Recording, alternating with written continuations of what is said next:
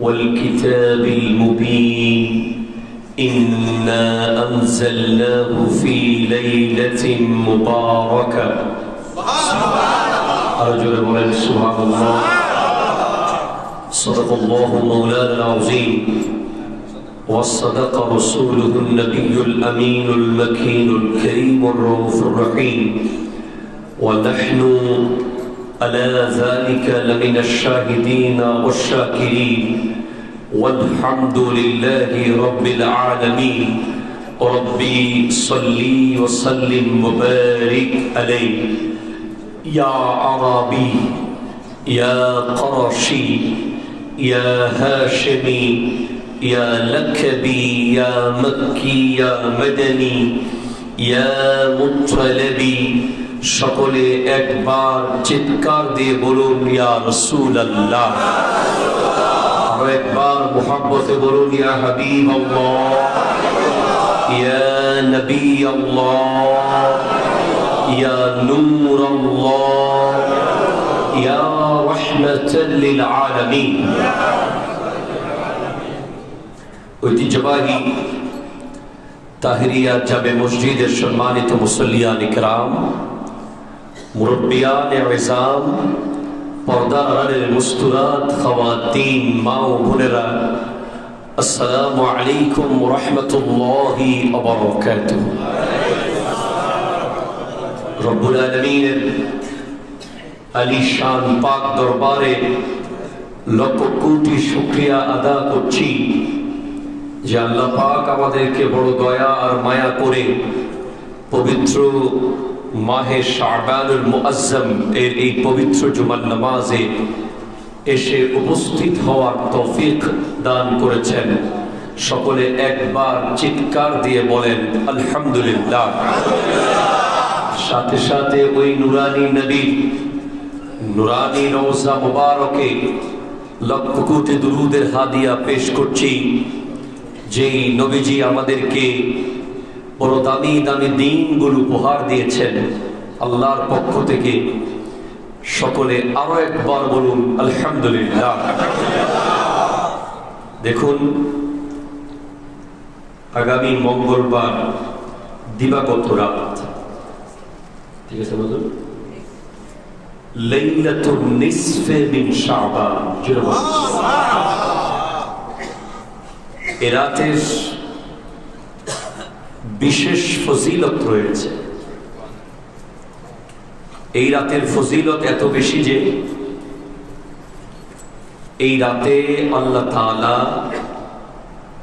বনু কালব গোত্রের যত বকরি ছিল তত বকরির পশম পরিমাণ মানুষকে মাফ করে দেবেন। কোরআন কারীম সূরা দুখান যদি আমরা দেখি, রব্বুল আলামিন ইরশাদ করছেন হামিম ওয়াল কিতাবিল মুবিন। দেখেন, কোরআনুল কারীমে আলিফ লাম মিম আছে, হামিম আছে, ইয়াসিন আছে, আইন সিন কফ আছে, তহা আছে, যেগুলোর সম্পর্কে বিশ্ববিখ্যাত উলামায়ে কেরামের বক্তব্য, যেগুলোর সম্পর্কে মূলত একমাত্র আল্লাহ এবং রাসূল জানেন। আমাদের মাযহাব তথা হানাফি মাযহাব অনুযায়ী এই হুরুফে মুকাত্তিআত এবং আয়াতে মুতাশাবিহাত, এগুলোর ব্যাখ্যা, এগুলোর মূল অর্থ, এগুলোর সত্যিকারের রহস্য আল্লাহ জানে, রাসূল জানে। আর যদি আমরা শাফিঈ মাযহাব দেখি, শাফিঈ মাযহাব অনুযায়ী এগুলোর অর্থ একমাত্র আল্লাহ জানে, আর কেউ জানে না। দুজনের দুইটা যুক্তি রয়েছে।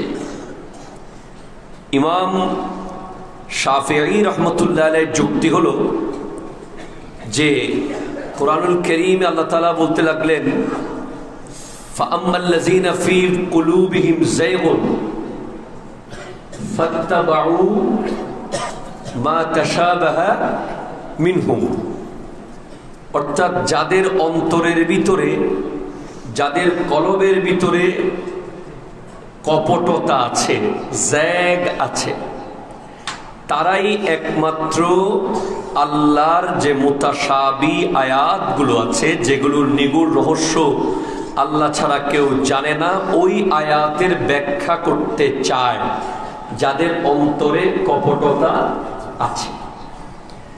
এখন এই কারণে তারা বলছেন যে হানাফি মাযহাব, শাফিঈ মাযহাবের ইমামরা বলছে, ইমামগণ বলছেন, অনুসারীরা বলছেন যে এই কারণে একমাত্র এই বিষয়ে জ্ঞান রাখে আল্লাহ।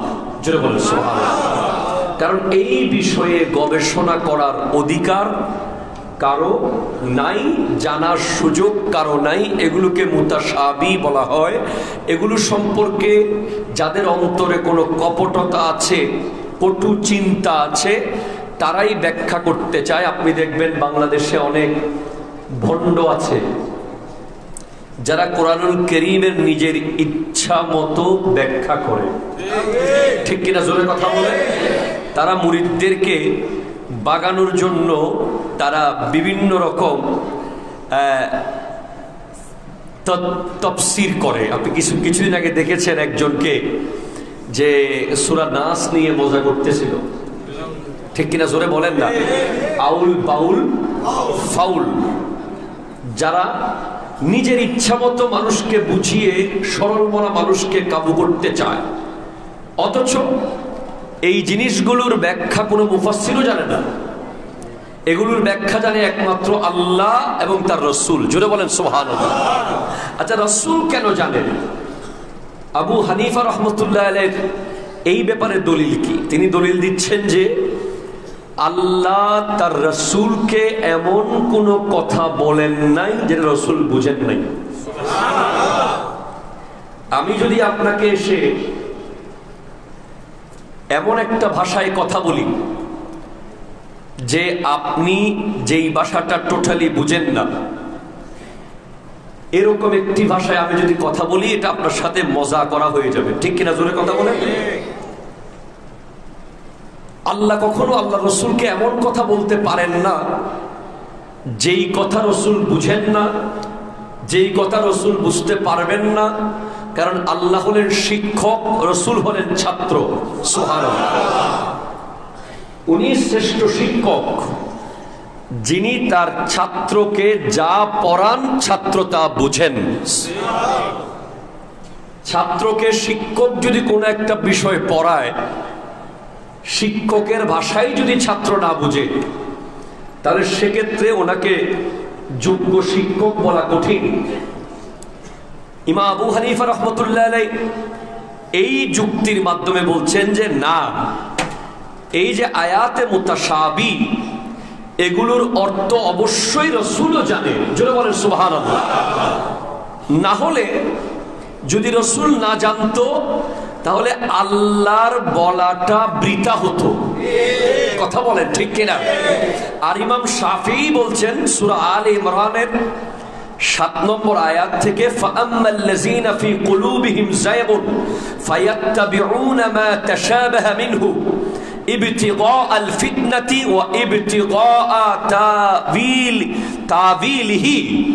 বলে ফাআম্মাল্লাযীনা, নিশ্চয়ই যাদের কলবে, ফি কুলুবিহিম যায়গ, যায়গ মানে কপটতা, ফায়াত্তাবিউনা, তারা অনুসরণ করে, মা তাশাবাহা মিনহু, আল্লাহ যেগুলোকে গোপন রেখেছে, আল্লাহ যেগুলোকে অস্পষ্ট রেখেছে, আল্লাহ যেগুলোকে স্পষ্ট করতে চায় নাই, ওই বিষয়গুলোকে যারা খুঁটিয়ে খুঁটিয়ে বের করতে চায়, তাদের অন্তরে কপটতা আছে, তারা মূলত কপট। এই আয়াতের কারণে ইমাম শাফিঈ বলছেন রাসূলও জানে না, আর ইমাম আবু হানিফা বলছেন না, আল্লাহও জানে, রাসূলও জানে। জোরে বলেন সুবহানাল্লাহ। এখন দুজনের মধ্যে সমাধান কি হবে? আল্লাহু আকবার নাই। ইমাম শাফিঈ বলছেন রাসূল জানেন না, শুধু আল্লাহ জানেন। ইমাম আবু হানিফা বলছেন আল্লাহও জানেন, রাসূলও জানেন। ইমাম শাফিঈর দলিল সূরা আলে ইমরানের এই আয়াত। আর ইমাম আবু হানিফার দলিল হচ্ছে ওয়া আল্লামাকা মা লাম তাকুন তা'লাম, হাবিব আমি আপনাকে সব শিখিয়ে দিয়েছি যা আপনি জানতেন না। এখন দুই ইমামের মাঝখানে সমাধান কি হবে? দুই ইমামের মাঝখানে সমাধান হলো আল্লাহও জানে, রাসূলও জানে, তবে বেদুনিল ওয়াহি জানে না। আল্লাহ যাকে ওয়াহি করেছেন তিনি জানেন। জোরে বলেন সুবহানাল্লাহ। তাহলে এই জায়গায় গিয়ে আবু হানিফা আর ইমাম শাফি দুজনের সমাধান একসাথে মেনে নিয়েছেন যে আল্লাহ রাসূলকে জানিয়ে দিয়েছেন ওহীর মাধ্যমে এই শব্দগুলোর ব্যাখ্যা। এই কারণে বেদুনিল ওয়াহি রাসূল জানেন না, তবে ওহী তো একমাত্র রাসূলের কাছেই আসে। সুবহানাল্লাহ। ওহী তো আর কারো কাছে আসে না, ওহী তো নবী রাসূলের কাছেই আসে। তাহলে বলছে বিল ওহী, ওহীর মাধ্যমে এই আয়াতের ব্যাখ্যা রাসূলও জানেন। সুবহানাল্লাহ। একটু জোরে বলেন সুবহানাল্লাহ। তাহলে ইমাম আবু হানিফা জানেন না বলেছিলেন যে ওহী ছাড়া, কি ছাড়া? ওহী ছাড়া। ওহী যদি হয় আল্লাহর কাছ থেকে যদি এগুলোর ব্যাখ্যা চলে আসে জানেন। আমি এটা একটা আপনাদেরকে তাত্ত্বিক কথা বললাম। ওয়াল কিতাবিল মুবিন, সুস্পষ্ট কিতাবের শপথ। ইন্না আনজালনাহু ফি লাইলাতিন মুবারাকাহ, আমি এই কিতাব নাজিল করেছি মুবারক একটি রাতে। জোরে বলেন সুবহানাল্লাহ। এই রাত সম্পর্কে যদি আমরা কথা বলি, আমরা দেখতে পাই যে এই রাতের অনেকগুলো নাম আছে, যে রাতকে আমরা লাইলাতুল বরাত বলছি। আমাদের দেশে এক ধরনের আশিকে রাসূল, এক ধরনের নামাজিকে আমরা পাই যারা লাইলাতুল বরাতকে অস্বীকার করে। ঠিক কিনা? জোরে কথা বলেন। যারা লাইলাতুল বরাতের ইবাদত বন্দেগীকে যারা মানুষকে অনুৎসাহিত করে, তাদের জন্য আমাদের হাজার হাজার দলিলের ভান্ডার আছে। যদি তারা দেখতে চায় তারা আমাদের কাছে এসে দেখতে পারে। আমরা তাদের সাথে এই বিষয়গুলো নিয়ে সব সময় কথা বলে এসেছি, সব সময় আমরা বিজয় লাভ করেছি। যত বেশি লাইলাতুল বরাতকে নিষেধ করা হয়েছে বাংলাদেশে, তত বেশি মানুষ মসজিদে এসেছে, তত বেশি লাইলাতুল বরাত চলেছে। ঠিক কিনা? জোরে কথা বলে। দেখেন বারাত, এখানে এটা সবে বারাত যেটা আমরা বলি, এটা হলো ফার্সি শব্দ। কি বলেন তো? ফার্সি। বারাত মানে হলো, আচ্ছা, সব মানে হলো রাত। সব মানে কি? জোরে বলবো। রাতকে ফার্সি ভাষায় কি বলা হয়? সব। আর সবে বরাত মানে হলো ভাগ্য রজনী। জোরে বলেন সুবহানাল্লাহ। ভাগ্য রজনী। এই ভাগ্য রজনীর আরো অনেকগুলো নাম আছে। লাইলাতুল মুবারাকা। জোরে বলেন সুবহানাল্লাহ। আরেকটা আছে লাইলাতুর রাহমা, আরেকটা আছে লাইলাতুস সাক। জোরে বলেন সুবহানাল্লাহ। লাইলাতুল মুবারাকা মানে হলো মুবারক রাত, বরকতময় রাত। লাইলাতুল বারাত মানে হলো ভাগ্য রজনী বলেছি। আর লাইলাতুর রহমত, রহমতের রজনী। লাইলাতুস সাক মানে হলো সনদ দেওয়ার রজনী। জোরে বলেন সুবহানাল্লাহ। কিসের রজনী? সনদ। এটার ব্যাপারে বলা হচ্ছে, কিতাবের নাম তাফসীরে কাশফ। জোরে বলেন সুবহানাল্লাহ। তাফসীরে কাশফ এটা কোনো সাধারণ তাফসীরের কিতাব নয়, এটা অত্যন্ত উচ্চ মাপের একটা তাফসীরের কিতাব। আল্লামা জালালুল্লাহ জামাখশরীর লেখা। এই কিতাবের মধ্যে উল্লেখ হচ্ছে যে লাইলাতুল বারাত সম্পর্কে, সুম্মা আন্না লাইলাতান নিসফ মিন শাবান লাহা আরবাআতু আসমাইন। সুবহানাল্লাহ। তাফসীরে কাশফ এটা মানে না এমন কোন আলেম, এমন কোন মাদ্রাসা বাংলাদেশে নাই, মানতে হবে।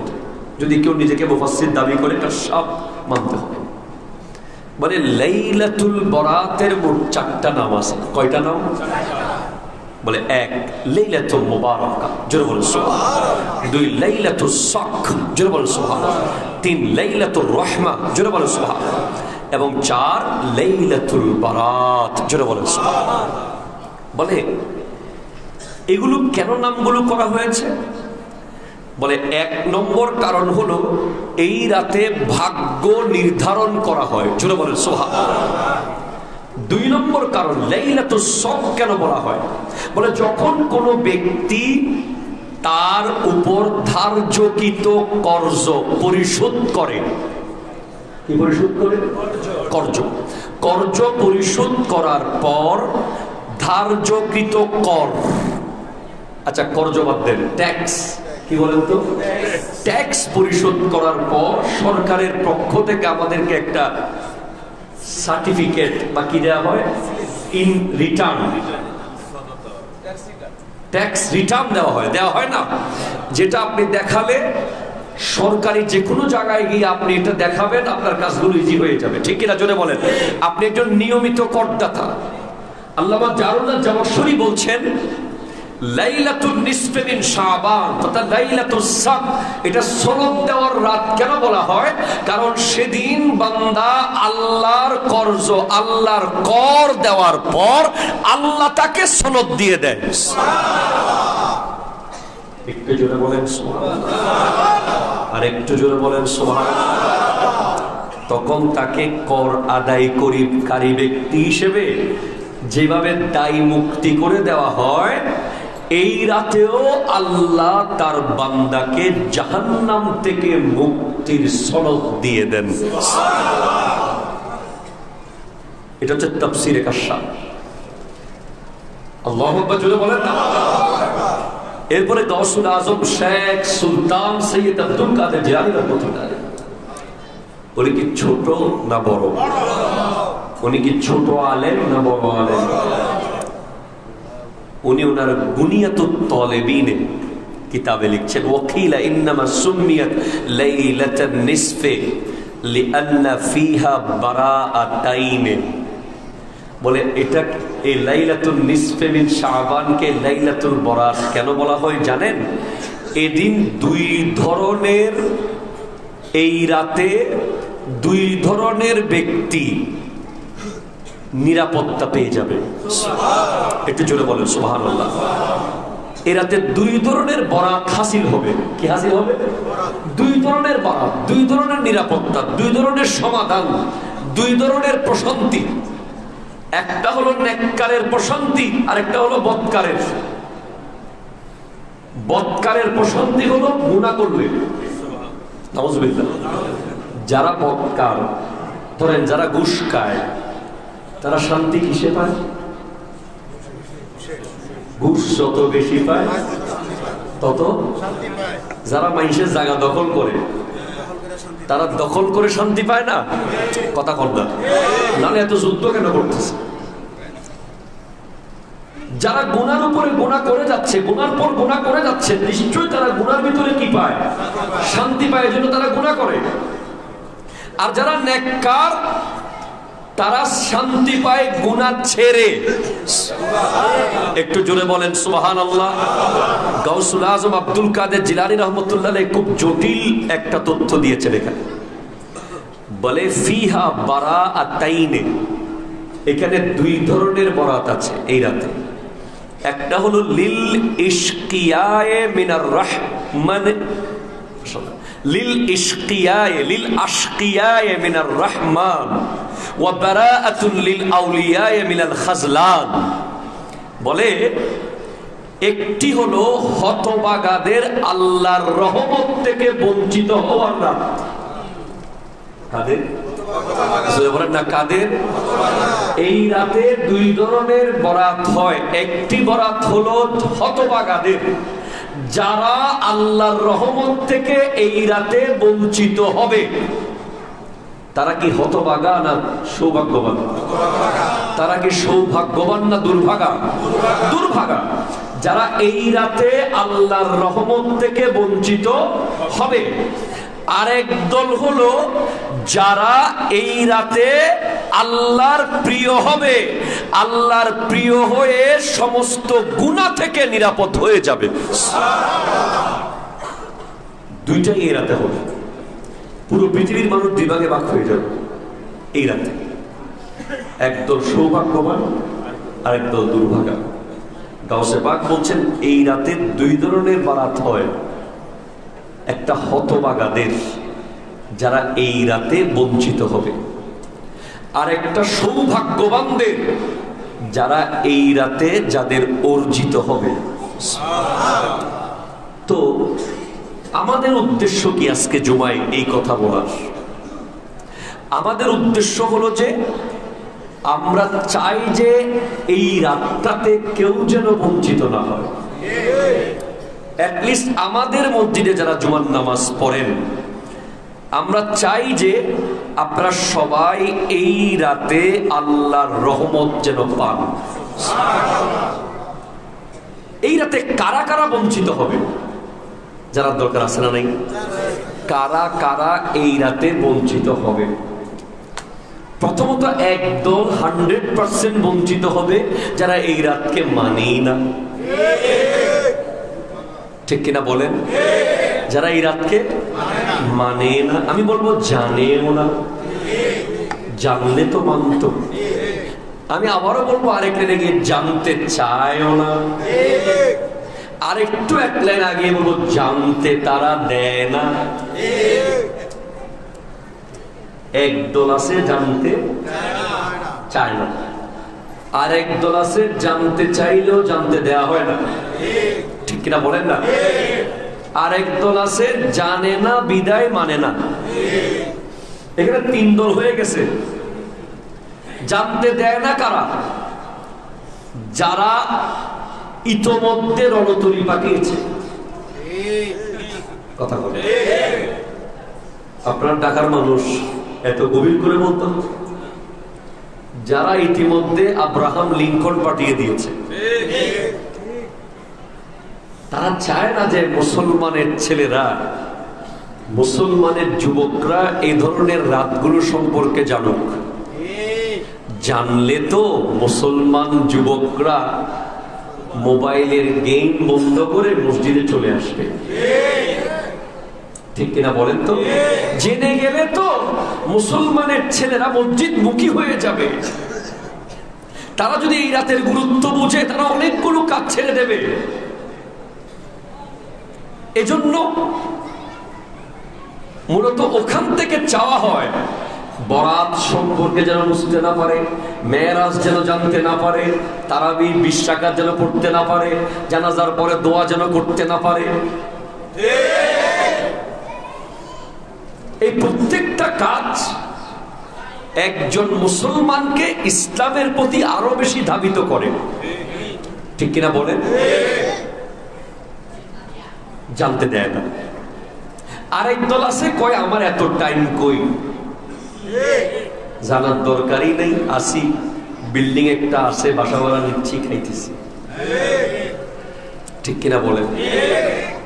লাইলাতুল বরাত কি, এই রাতের মূল্য কি, এই রাতের গুরুত্ব কি?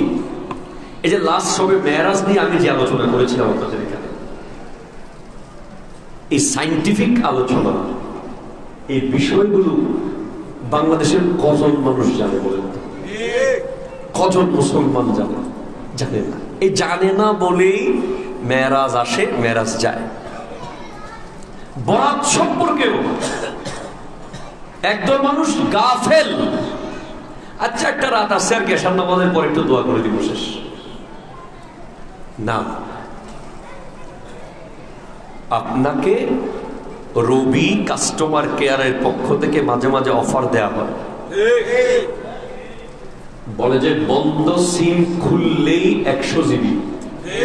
ঠিক কিনা জোরে কথা বলেন না? বলে যে ডিসকাউন্ট চলছে অমুক বাজারে, শপে, 24 ঘন্টার ভিতরে কিনলে এই অফার পাবেন। 25 ঘন্টা হয়ে গেলে অফার শেষ। তখন আমরা হুমড়ে পড়ি। ঠিক কিনা জোরে কথা বলেন? আল্লাহ তার বান্দাদেরকে বছরে বছরে কিছু অফার দেয়। বন্ধ সিম খুললে যেভাবে জিবি বন্ধ হয়ে যাওয়া নামাজের নিয়ম, তোমার যে নামাজ মসজিদে আসার রাস্তা বন্ধ হয়ে গেছে, তুমি যে বহুদিন মসজিদে আসো নাই, অন্তত লাইলাতুন নিসফে মিন শাবানে এসে মসজিদের রাস্তাটা বন্ধটা খুলে দাও, এই রাত থেকে নামাজি হয়ে যাও, হয়তো এই রাত থেকে তুমি আবার ওলিও হয়ে যেতে পারো। বন্ধ সিম বহুদিন বন্ধ। লাইলাতুল কদর বন্ধ সিমের অফার। লাইলাতুল মেরাজ এরকম অফার। অন্য কোন নবীর আমলে এই অফারগুলো ছিল না। এই অফারগুলো পাচ্ছি আমরা একমাত্র আমরা আখির নবীর উম্মত হওয়ার কারণে। আরো জোরে বলেন সুবহানাল্লাহ। এই জন্য এই জিনিসগুলো যদি বন্ধ করে দেয় একেবারেই বন্ধ হয়ে যাবে। আমাদের দরকার নাই ভাই আপনি কোন দল আমি কোন দল, আপনি কি মাযহাব মানেন কি মানেন না, আমি মানি কি মানি না, এই প্রশ্নে পড়ে যাই। আমার দরকার হলো যে যেই লাইনে গেলে আল্লাহর ইবাদত বেশি করা যায়, কথা কোন ঠিক কিনা, যেই লাইনে গেলে আল্লাহর ইবাদত বেশি করা যাবে, আল্লাহকে দুইটা সিজদা বেশি দেওয়া যাবে, আল্লাহর জন্য সুবহান রাব্বিয়াল আলা 3 বার বেশি বলা যাবে, আল্লাহর জন্য সুবহান রাব্বিয়াল আযীম একটু বেশি বলা যাবে, আল্লাহর জন্য আল্লাহু আকবার বলে বলে তাকবীর বেশি বলা যাবে, সামি আল্লাহু লিমান হামিদা বেশি বলা যাবে। আমি ভাই ওই দলে করি। আপনারা কি একমত আছেন? একটু হাত তোলেন না একমত থাকলে। আল্লাহু আকবার জোরে বলেন। সবাই বোবা হয়ে গেছে এখানে, একটু সুবহানাল্লাহ জোরে বলেন না। যেই দলে গেলে কি বেশি? সিজদা বেশি, রুকু বেশি, জিকির বেশি, দোয়া বেশি, সব কাজ জন্য ভাই আমি ভাই ওই দল করি। আপনারা কি ওই দলে আছেন? এবার ওই দল কোনটা এতটুকু বুঝার ব্রেইন তো আপনার আছে। যেই দলে গেলে খালি কমে যায়, খালি কমে যায়। ভাই ঘরের বাজার কমান না, নামাজ কেন কমাইতেছেন? গরুর গোশত কম খান, হাত ঠিক থাকবে,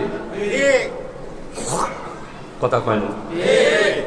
ফার্মের মুরগি কম খান, লিভার ঠিক থাকবে, লবণ কম খান, প্রেসার ঠিক থাকবে।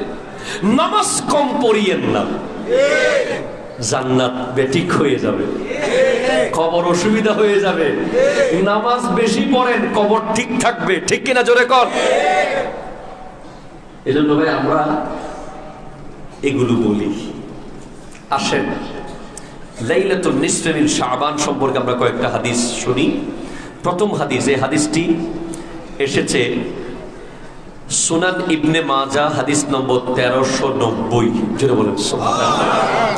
এসেছে সহিহ ইবনে হিব্বান হাদিস নম্বর 5656। এসেছে মুসান্নাফু ইবনে আবি শায়বাহ, এটা হচ্ছে হাদিস নম্বর 30479 নম্বর হাদিস।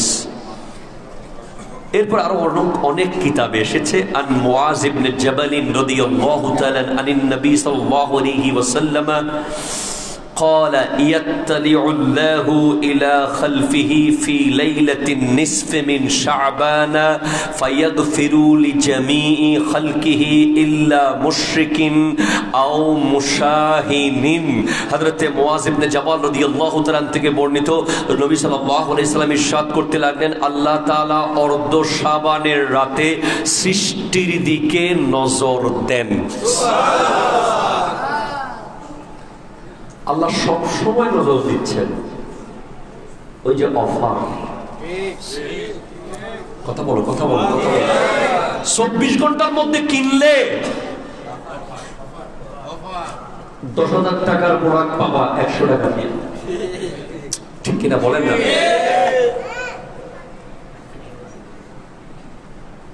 24 ঘন্টার ভিতরে যদি 100 টাকা ভরো 1000 মিনিট পাই যাবে। এই অফার রাত 12টা পর্যন্ত, ঠিক কিনা বলেন ভাইয়া? সেটাই সারা সব সময় আল্লাহ রহমতের দৃষ্টি দিচ্ছেন, কিন্তু লাইলাতুন নিসফে মিন শাবানে আল্লাহ স্পেশাল নজর দেন, যারা বলেন সুবহানাল্লাহ। এবং মুশরিক ও হিংসুক কয়জন? একজন কি আর একজন, এই দুজন ব্যতীত আল্লাহ সবাইকে ক্ষমা করে দেন। দুইজনের ক্ষমা করেন। একটা হলো মুশরিক, যে শিরিক করে, যেখানে সেখানে সিজদা মারে। কথা বল না ভাই, সিজদা কারে দিবেন? আল্লাহর দিবেন। এরপরে যারা মুশরিক, আমাদের দেশে বহু রকমের মুশরিক আছে, কখন যে শিরিক হয়ে যাচ্ছে আমরা নিজেরাও বুঝতে পারি না। আপনি সব অনুষ্ঠানে যেতে পারবেন না,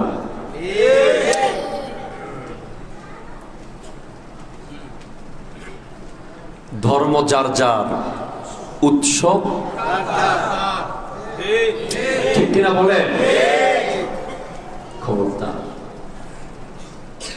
আল্লাহকে, রসুলকে, কোরআনকে যেখানে সেখানে ব্যবহার করতে পারবেন না, যেদিকে মন চায় ডুবে দিতে পারবেন না। দিতেছেন কেন? সাবধান, আল্লাহ মাফ করুক, আমিন জোরে বলেন। শিরিক যারা করে এদের লাইলাতুল বরাতে কোনো ক্ষমা নাই। আগে মাপ চাই ফেলতে হবে, আগে নিশ্চিত করতে হবে যে সে ভালো হয়ে গেছে, তওবা করে ফেলতে হবে, আগে কালিমা পড়তে হবে আবার আগে। দুই, হিংসুক। আহা, এখন আপনি বলেন হুজুর প্রত্যেক বছর লাইলাতুল বরাত আসে, বরাত যায়, সমাজে কোনো পরিবর্তন নাই। কিল্লাই নাই, কারণ ভিতরে এক বিশাল সাগর পরিমাণ হিংসা নিয়ে আপনি মসজিদে এসে সালাতুত তাসবিহ করতেছেন একেবারে 3-2.5 ঘন্টা। ওরে নামাজ আপনার, নামাজ কারে কয়? আল্লাহু আকবার। আগে ভাইজান হিংসাটা ড্যামরার মোড়ে ফেলে আসেন, ওখানে ময়লার ড্যামরা আছে, আছে না নাই? ওই ময়লার ভাগাড়ের ভিতরে ভিতর থেকে হিংসার গোশতটা খুললা রাইখা তারপরে মসজিদে আসেন, সিজদা মারেন, কবুল হবে। একটু জোরে বলেন সুবহানাল্লাহ।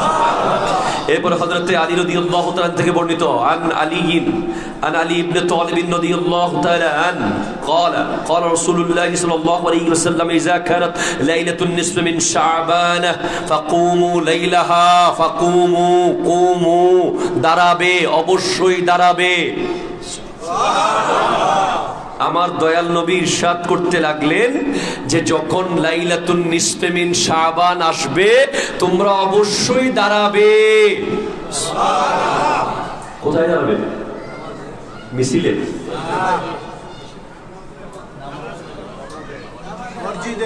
রাস্তার মোড়ে, মঞ্চে, দোকানে, মার্কেটে, মসজিদে?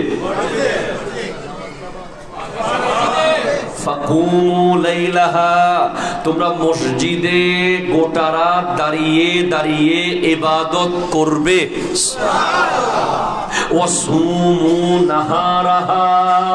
এবং সারা দিন পরের দিন রোজা রাখবে। কেন? ফাইন্নাল্লাহা ইয়ানজিলু ফিহা লিগুরুবিশ শামসি ইলা সামাঈদ দুনিয়া ফায়াকুলু আলা মিন মুস্তাগফিরিন লি। আল্লাহু আকবার, আল্লাহু আকবার। আল্লাহ সেদিন, নিশ্চয় আল্লাহ তাআলা ওই রাতে সূর্যাস্তের পর প্রথম আসমানে আসেন। সুবহানাল্লাহ জোরে বলেন। এবং বলেন যে কে আছো ক্ষমা চাইবে, আমি ক্ষমা করে দেব। মানে মঙ্গলবার দিবাগত রাতে সূর্যাস্তের পর আল্লাহ আসমান থেকে ডেকে ডেকে বলবেন কে আছো ক্ষমা চাইবা, আমি ক্ষমা করতে। এরপরে বলে আলা হাল মিন মুস্তারজিকুন, কে আছো আমার কাছে রিজিক চাও, আমি রিজিক দেব। হাল মিন আলা মুবতালা, কে আছো অসুস্থ, আমি তোমাকে আজকে সুস্থ করে দেব। কে আছো ক্ষমা চাইবা ক্ষমা চাও, কে আছো রিজিক চাইবা রিজিক চাও, কে আছো সুস্থতা চাইবা সুস্থতা চাও, আমি তোমাকে সুস্থতা করে দেব, সুস্থ করে দেব। আল্লাহ কাজা কাজা কাজা কাজা কাজা কাজা মানে হচ্ছে আরো অনেক কিছু, আরো কি চাও দিচ্ছি, আরো কি চাও, আরো কি চাও, আরো কি চাও, সব আজকে নিয়ে নাও। যত হালাল চাওয়া চেয়ে নাও।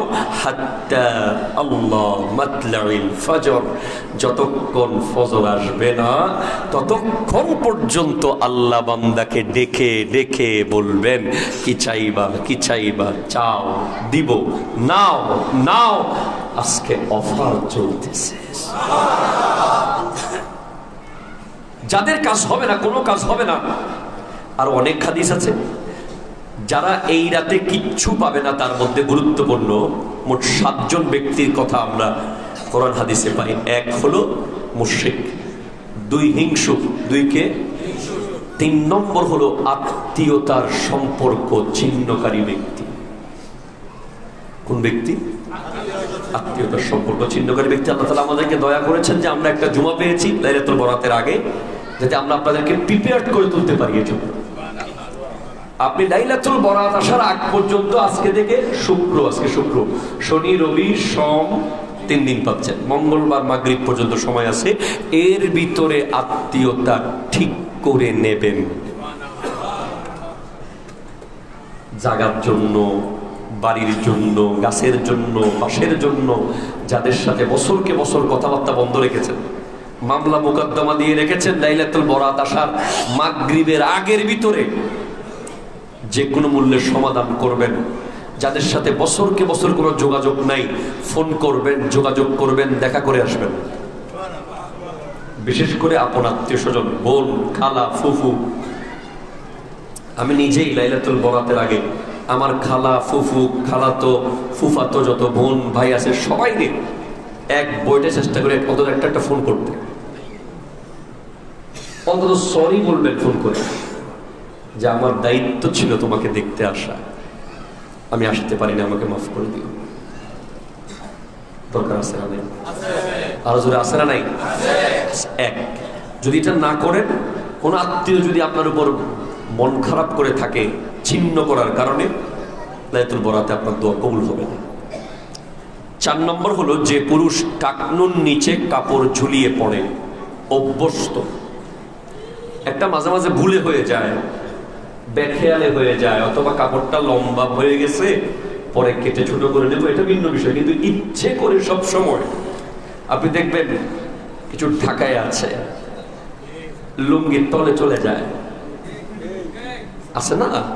আমরা ঢাকায় পড়লাম, এরকম কয় আছে না? এদেরকে কইয়া দিয়েন যে লুঙ্গিটা যেন একটু তুল্লা পড়ে। কথা কোন ঠিক কিনা? এটা ইচ্ছে করে এটা করা যাবে না। এরপরে খুবই গুরুত্বপূর্ণ 5 নম্বর, ওই ব্যক্তির দোয়া কবুল হবে না যে বাবা মার অবাধ্য। বাপ মাকে রাজি না করে লাইলাতুল বরাতে কোনো ফায়দা নাই। অবশ্যই আব্বা আম্মাকে সালাম করে রাজি করে তারপর লাইলাতুল বরাতে মসজিদে আসবেন। আমরা যেটা করি, আমরা লাইলাতুল বরাতে, লাইলাতুল মেরাজে, লাইলাতুল কদরে অবশ্যই আব্বা আম্মাকে সালাম করে আসি, কারণ সালামটা করে ফেললে সব সমস্যার সমাধান।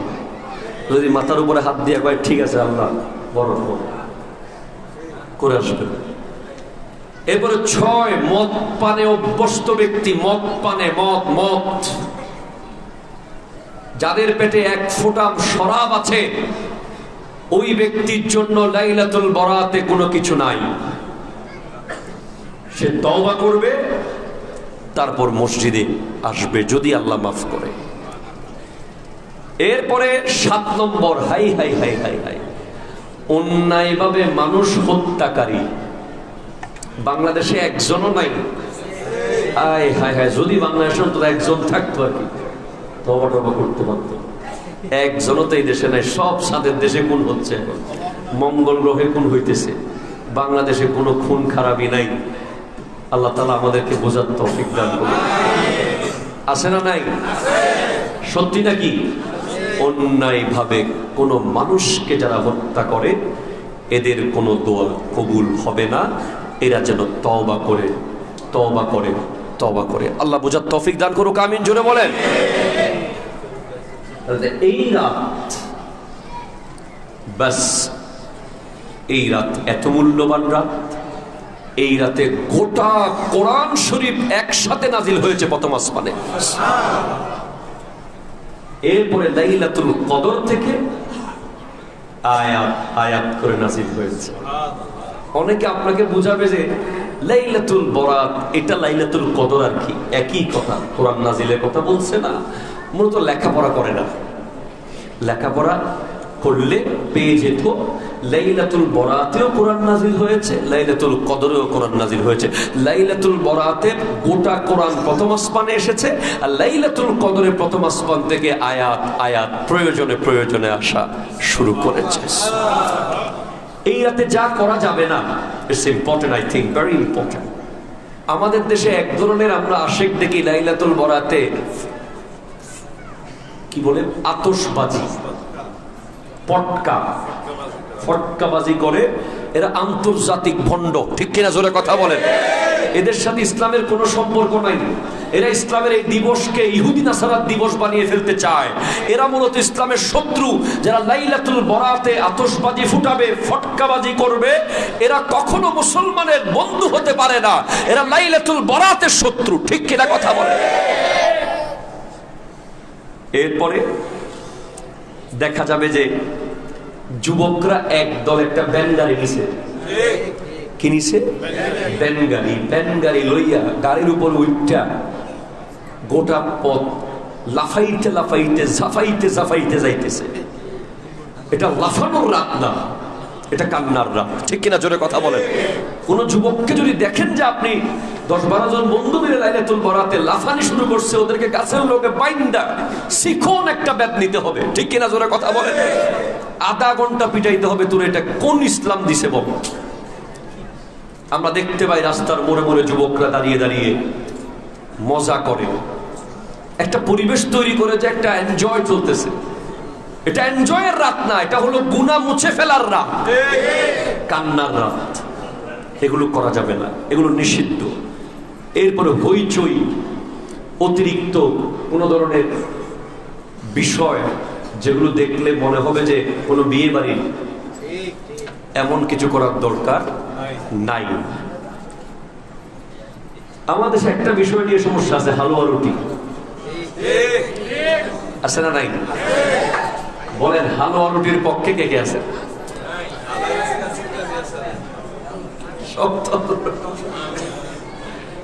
আচ্ছা বসেন, এটা একটা কনফিউশন সমস্যা এখানে আছে, এটা ঠিক করে দিই। দেখেন, হালুয়া রুটি হলো এক ধরনের খাবার, ঠিক আছে? এটা এটা এমন না যে এটা ফরজ, এটা ফরজ নয়। আচ্ছা আমি আপনাকে বলি, রমজান মাসে সোনামুড়ি কি ফরজ? সোনামুড়ি ছাড়া চলে না। সৌদি আরবে গিয়ে দেখতেছি ভাই, একজনের 70 রিয়াল গাড়ি ভাড়া দিয়ে 5 রিয়ালে সোনামুড়ি কিনছে। বেচারা ইফতার করে শান্তি পাইতেছে। সেইভাবে যেভাবে রমজান মাসে আমাদের চনামুড়িটা এক ধরনের আমাদের সংস্কৃতিতে ঢুকে, এটা আমাদের রোজার সাথে এমন ভাবে মিশে গেছে যে এটা বাদ দিয়ে আমরা ইফতার করলে মনে হয় করি নাই। আমি তাকে বিরিয়ানি খাওয়াই, কাচ্চি খাওয়াই, মালটা খাওয়াই, এত কিছু খাওয়াই, কয় সমাধান হবে এটা পেঁয়াজ। ব্যাপারটা সেরকম। এটাকে আমরা কোনো ফরজও বলি নাই, ওয়াজিবও বলি নাই, সুন্নাত বলি নাই। আমরা বলেছি এটা মুস্তাহাব আমল, তবে খাওয়ানো সুন্নাত। ইতআমুত তাআম, মানুষকে খাওয়ানো। আপনি যদি আপনার মন চায় হালুয়া রুটি বানান, মন চাইলে চিকেন দিয়ে রুটি খান, মন চাইলে মাটন দিয়ে খান, মন চাইলে বিফ দিয়ে খান। আমাদের চট্টগ্রামে লাইলাতুল বরাত উপলক্ষে আমরা খুব ভালো খাবারের আয়োজন করি। রাসূল পাক সাল্লাল্লাহু আলাইহি ওয়াসাল্লাম এই ব্যাপারে নির্দেশনা দিয়েছেন যে আমরা যেন ভালো খাবারের আয়োজন করি এবং সবাইকে নিয়ে যেন খাই। তো এটা নিয়ে কোনো কনফিউশনের দরকার নেই। যারা হালুয়া রুটি খেতে চায় তারা খাক, যাদের ডায়াবেটিস আছে তারা না খাক। আল্লাহ বুঝার তৌফিক দান করুক, আমিন জোরে বলেন। বাস, কাউকে আমরা খেতেও জোর করব না, আবার কাউকে আমরা খেতে মানাও করব না। যেভাবে সোনামুড়ি যেরকম, এটাও সেরকম। আশা করি বুঝে গেছেন। আল্লাহ আল্লাহ কবুল করুক, আমিন জোরে বলেন। তো আমরা আগামী আমাদের আপনারা জানেন তাহিরিয়া জামে মসজিদে, এখানে আমরা সবকিছুর উদযাপন করি বলেই এই মসজিদ আজকে জমজমাট ভরপুর। নামাজের সাথে সাথে ইসলামের তাহজিব তামাদ্দুন, ইসলামী সংস্কৃতিগুলোকে যদি পালন করা হয় তাহলে যুবকরা সবসময় মসজিদমুখী থাকে। তো আমরাও গত মেরাজুন নবী অত্যন্ত সুন্দরভাবে উদযাপন করেছি। আপনারা জানেন, আপনারা এসেছেন। আমরা লাইলাতুল বরাতকে উদযাপন করতে চাই। এই উপলক্ষে আমাদের একটা অবশ্যই মসজিদে একটা আয়োজন হবে, যেখানে আমরা যতটুকু সামর্থ্য আছে আমরা আপনাদেরকে, যদি আমরা ভাত খাওয়াইতে পারি ভাত খাওয়াবো, যদি ভাত খাওয়াইতে না পারি সিন্নি খাওয়াবো, যতটুকু সামর্থ্য আছে ততটুকু খাওয়াবো।